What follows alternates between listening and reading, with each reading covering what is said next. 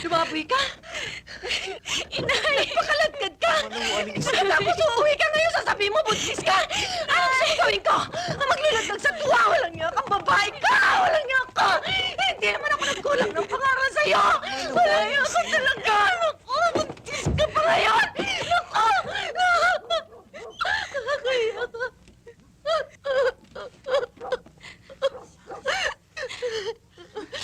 May kaya ka nga sa buhay, lalaki ka. Wala ka namang hanap buhay. Ano na lang sasabihin ng mga magulang mo? Mahirap lang kami. Karangalan lang pinagmamalaki namin sa mundong ito. Huwag ho kayo mag-alala. Bukas na bukas din isasama ko dito ang mga magulang ko.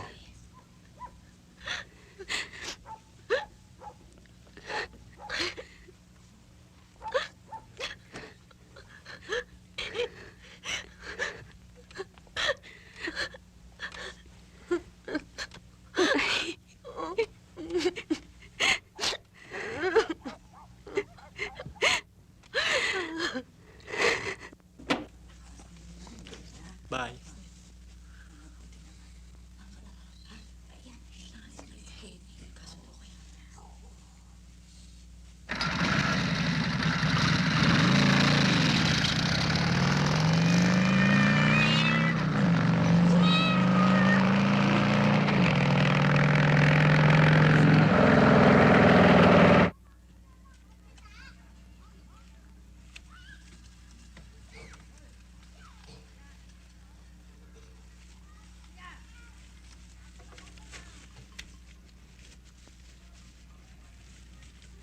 Lisa, sa palagay ko hindi na darating yung binatang yon. Ang mabuti pa magbihis ka na at baka mahuli ka pa sa klase mo. Darating si Benny, Inay. Hindi niya tayo bibiguin. Ising! Ising! Naku, Ising! Oh, Luding, bakit? Hindi ba ito ang binatang madalas maghatid dito kay Lisa?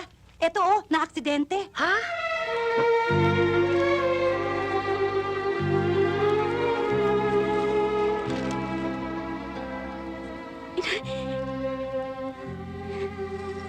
Inay! Inay! Inay!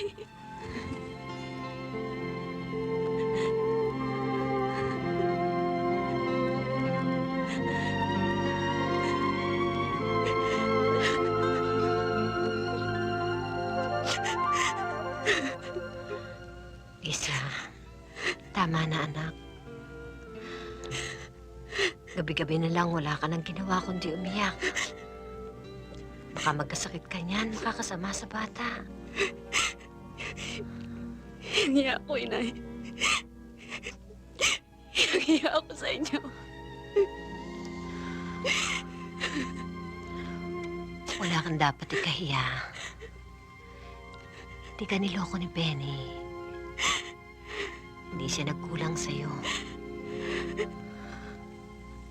Ang kapalaran na nagkulang sa'yo, anak.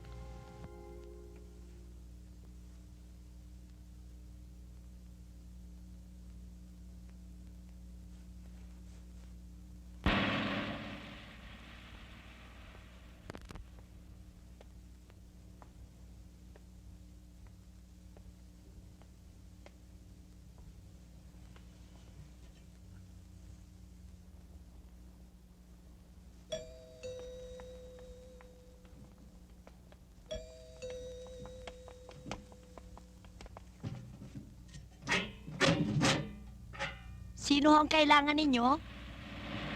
Andiyan ho ba si Doña Francia? Imposible. Ang anak ko, papatol sa'yo. Francia. Alam mo, Iha, walang nabanggit sa amin si Benny tungkol sa inyong dalawa.